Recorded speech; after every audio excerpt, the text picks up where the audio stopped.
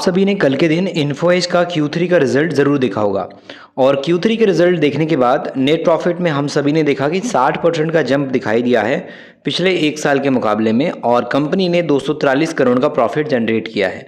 वहीं कंपनी के रेवेन्यू में 15% का जंप हम सभी ने देखा है। तो इन्फोएज का एक अच्छा खासा Q3 के रिजल्ट आने के बाद मार्केट में अंदर इन्वेस्टर ने काफ़ी अच्छा इस पर फोकस बनाया है। उसके पीछे का रीज़न है कंपनी के अंदर जो बात की जाए यहाँ पर अनाउंसमेंट हुई है और जो कंपनी में स्प्लिट देने की बात कही गई है, उस स्प्लिट के चलते भी मार्केट में इन्फोएज के शेयर में लेकर के अभी काफ़ी ज़्यादा चर्चाएं हो रही है। अब मार्केट के बेस पे हमने Q3 का रिजल्ट मार्केट में देखा है, तो ओवरऑल कंपनी के क्या डेटा है सेल्स के बेस पे, प्रॉफिट के बेस पे और कंपनी के अंदर अभी DIS का कितना स्टेक है, FIS का कितना स्टेक है, प्रमोटर का कितना स्टेक है और फाइनेंशियली कंपनी कितनी स्ट्रांग है, उन सारी बातों को समझेंगे। साथ में यहाँ पे जानने वाले हैं स्प्लिट के बारे में, कंपनी के डिटेल के बारे में कि स्प्लिट किस पॉइंट पे किस रेशियो में दिया जा रहा है। तो सारी बातें आज की इस वीडियो में इन्फोएज से जुड़ी हुई इंपॉर्टेंट रहने वाली, तो वीडियो को एंड तक देखिएगा। प्लस याद रहे कि इन्फोएज को लेकर किसी भी तरीके से आपको रिकमेंडेशन नहीं दी जा रही है स्टॉक को बाय करने की। ये वीडियो में जितनी भी बातें आपको बताई जाएगी ये सिर्फ और सिर्फ एक एजुकेशन के पर्पज़ पे आपको बताया जा रहा है। तो वीडियो में किसी भी तरीके से आप बताई गई बातों में एडवाइस ना समझे, यही मेरी आपसे रिक्वेस्ट रहेगी। यहाँ पे सबसे पहले समझते हैं स्टॉक स्प्लिट किस रेशियो में हो रहा है और कंपनी अपने शेयर्स को कितने टुकड़ों में बांट रही है, इन्वेस्टर को कितना टुकड़ों में बांट करके दे रही है। तो ऑनलाइन बात की जाए तो क्लासिफाइड और रिक्रूटमेंट के बेस पे कंपनी है इन्फोएज इंडिया और इसने कंपनी में बात की जाए तो यहाँ पर आप देख सकते हो 5 फरवरी जिस दिन कंपनी का Q3 का रिजल्ट आया, उसी डेट पे कंपनी ने अपनी मीटिंग में बताया कि जो है स्टॉक का जो स्प्लिट है वो होने वाला है, शेयर का विभाजन होने वाला है और इस प्रस्ताव को जो मंजूरी है वो दे दी गई है और कंपनी ने अपने एक्सचेंज फाइलिंग के माध्यम से जानकारी दी है। तो ऐसे में स्टॉक स्प्लिट के तहत बात किया तो कंपनी के हर 10 रुपये के फेस वैल्यू के हिसाब से शेयर को 5 हिस्सों में स्टॉक स्प्लिट किया जाएगा।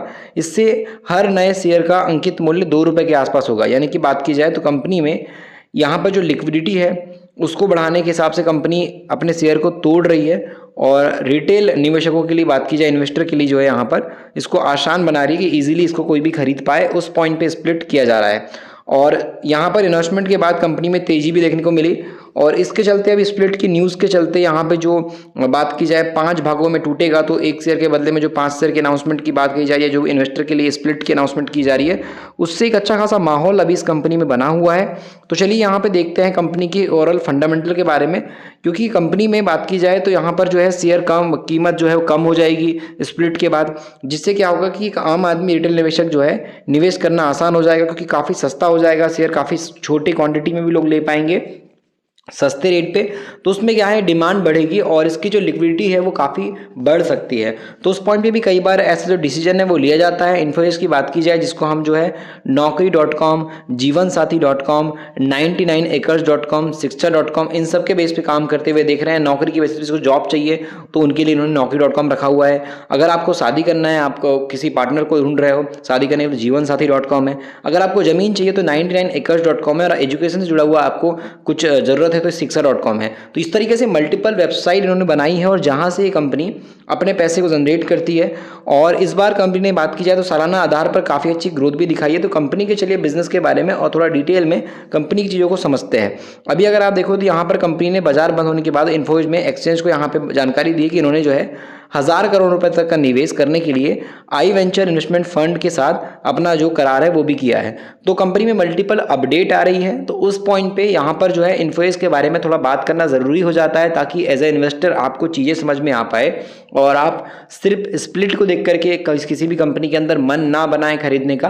कंपनी की बाकी चीज़ों को भी समझना बहुत ज़रूरी है, जिससे कि इन्वेस्टर एक बड़े लॉस से बच सकता है, एक समझदारी के साथ कंपनियों का सिलेक्शन कर सकता है, कौन सी कंपनी गलत है, कौन सी कंपनी सही है। वो चीज़ों समझने के लिए आपको थोड़ा सा रिसर्च करना चाहिए। तो चलिए वीडियो के अंदर इन्फोएज के बारे में थोड़ा सा हम डिटेल में नंबर्स को समझते हैं। तो जैसा कि मैंने आपको बताया कि ऑनलाइन वेबसाइट के माध्यम से इनके कई सारे बिजनेस है और कई सारे बिजनेस से पैसा भी बना रहे हैं। तो यहाँ पर आप देखोगे तो रियल एस्टेट हो गया या फिर बात करें मैट्रिमोनियल साइट के हिसाब से, एजुकेशन साइट के हिसाब से, तो यहाँ पर कंपनी का पैसा बन रहा है और कई सारे इन्वेस्टमेंट भी इन्होंने करके रखे हुए हैं। और यहाँ पर मार्केट वाइज चीज़ों को समझोगे तो मार्केट कैप 1 लाख करोड़ का तो बहुत बड़ी कंपनी है और ऐसे में शेयर प्राइस का जो है 7,941 का है। तो कहीं ना कहीं बात की जाए तो इसको आम आदमी अफोर्ड आसानी से नहीं कर पा रहा है, ये चीज़ तो सेम नज़र आ रही है। क्योंकि मार्केट के बेस पे कई शेयर जो महंगे होते हैं, जिनको सिर्फ 5,000 रुपये इन्वेस्टमेंट करना है वो इंसान तो इसको खरीद ही नहीं पाएगा, जिसको 6,000 रुपये इन्वेस्टमेंट करना है वो भी नहीं खरीद पाएगा, अगर किसी के पास 7,000 है तो वो भी इसको नहीं खरीद पाएगा, क्योंकि इसके एक शेयर की कीमत 7,941 है। तो उस पॉइंट पे क्या होता है कि बड़े बात की जाए मार्केट के हिसाब से डिसीजन लिए जाते हैं कंपनी के द्वारा, और ऐसे में स्प्लिट के जरिए कंपनी के शेयर को तोड़ दिया जाता है। जितना ज़्यादा आपको स्प्लिट में जितने शेयर एक्स्ट्रा मिलेंगे उतने भागों में उसको तोड़ दिया जाता है, और इस हिसाब से कंपनी के अंदर स्प्लिट होता है, टुकड़ों में शेयर बढ़ जाता है। इस प्राइस में बात की जाए तो ये सेम प्राइस में आपको एक शेयर की जगह 5 शेयर मिल जाएंगे इसके, और क्वांटिटी बढ़ जाएगी और जो प्राइस है वो इसका कम हो जाएगा। तो वो बेनिफिट यहाँ पे स्प्लिट के बाद इन्वेस्टर को मिल जाता है। तो यहाँ पे अगर आप स्टॉक का पी देखो तो बहुत ज़्यादा हाई है, 161 का पी है इसका। आरओसी आरओई 3 से 2% काफ़ी लो इसका आरओसी आरओई है। फेस वैल्यू 10 की है मार्केट के अंदर। डेट वगैरह आईटी कंपनी में ज़्यादा होता नहीं है। प्रमोटर की होल्डिंग अच्छी है, कोई भी शेयर गिरवी नहीं है। मार्केट के बेस पे अगर आप कंपनी की सेल्स ग्रोथ देखो तो 11% की है, और प्रॉफिट की ग्रोथ काफ़ी हाई है जो कि 203% की है। और यही चीज़ कहीं ना कहीं अभी इन्वेस्टर को अट्रैक्ट भी कर सकती है। 3 महीने वाला इन्वेस्टर तो इस कंपनी में 0% के लॉस में, बट 6 महीने वाला इन्वेस्टर अच्छे खासे 10% के प्रॉफिट में बैठा हुआ है। तो यहाँ पे अगर आप चीज़ों को समझोगे तो कंपनी के अंदर हम मार्केट वाइज देखेंगे तो यहाँ पे नजर आएगा जोमेटो सबसे बड़ी कंपनी है ऑनलाइन बेसिस पे। उसके बाद आपको ये इन्फोसिस नजर आएगी सेकंड नंबर पे। उसके बाद आपको स्विगी नजर आएगी 94,000 करोड़ के मार्केट कैप के साथ में। तो अगर हम कंपनी की बात करें डेटा के हिसाब से तो कंपनी का सेल्स 1 साल पहले 627 करोड़ का था। इस बार कंपनी का सेल्स 722 करोड़ का है। 1 साल के डेटा के अकॉर्डिंग 1 साल पहले कंपनी प्रॉफिट कर रही थी 119 करोड़ का। इस बार कंपनी प्रॉफिट कर रही है 288 करोड़ का। तो अगर आप देखो तो कंपनी के नेट प्रॉफिट में एक अच्छा उछाल आया है, और फाइनली मार्केट के अंदर कंपनी जहां लॉस में चली गई थी तो ये लॉस मेकिंग कंपनी जो है अभी अपने प्रॉफिट को वापस से बढ़ाना स्टार्ट कर चुकी है। बता दूं कंपनी अभी भी अपने ऑल टाइम हाई प्रॉफिट से नीचे चल रही है। अब आपको दिख रहा होगा यहाँ तो कंपनी प्रॉफिट बढ़ा रही है, लेकिन इसका जो ऑल टाइम हाई प्रॉफिट है, जितना कंपनी पहले प्रॉफिट कर रही थी उस प्रॉफिट को अगर आप देखोगे तो आपको दिखाई देगा इस कंपनी का जो टोटल हाई प्रॉफिट गया था ये गया था 12,882 करोड़ का, और ये 12,882 करोड़ का प्रॉफिट अभी काफ़ी कम है। तो यहाँ पे कंपनी के अंदर अभी आपको नजर आएगा कि कंपनी में इंप्रूवमेंट आ रही है। जो कंपनी की सेल्स प्रॉफिट ग्रोथ डाउन गई थी वो प्रॉफिट ग्रोथ आज 200% की जब बढ़ रही है तो वापस इसमें डिमांड बढ़ना स्टार्ट हो गया है। ऊपर से कंपनी की स्प्लिट की खबर के बाद इन्वेस्टर इसमें और ज़्यादा इंटरेस्ट ले रहे हैं। तो ऐसे कंडीशन में आपको रिसर्च प्रॉपर करना चाहिए, उसके बाद आपको किसी भी कंपनी में समझदारी के साथ खरीदना नहीं खरीदना वो डिसीजन अभी आपको बनाना चाहिए। दिसंबर के हिसाब से होल्डिंग में कुछ खास बदलाव इस कंपनी में नहीं है। जितने प्रमोटर थे उतने ही प्रमोटर हैं। एफआईएस का स्टेक भी 32% के आसपास है। डीआईएस भी 18% पे बैठा है। मतलब कंपनी के अंदर बड़े इन्वेस्टर जितना स्टेक लेकर के बैठे थे उतना ही स्टेक है। थोड़ा बहुत कम ज़्यादा इन्होंने किया है, बट वो कम ज़्यादा 1% से भी ज़्यादा नहीं हुआ है, 1% से कम भी नहीं हुआ है। तो जितने प्रमोटर आज से 9-10 महीने पहले थे उतने ही प्रमोटर परसेंटेज के साथ में है। एफआईएस भी उतना ही है। मार्केट वाइज अगर आप देखो तो ज़रूर यहाँ पे थोड़ा सा स्टेक जो है प्रमोटर का भी कम हुआ है, बट वो 1-2% नहीं हुआ है, थोड़ा बहुत ही कम हुआ है। वैसे ही एफआईएस का भी कम ज़्यादा हुआ है, बट वो भी 32 के 32 है। डीआईएस भी 18 के 18 पे बैठा है। पब्लिक का स्टेक भी 10% के आसपास। तो बड़ी हिस्सेदारी यहाँ पर जो है एफआईएस, डीआईएस और प्रमोटर के पास कंपनी की नजर आएगी।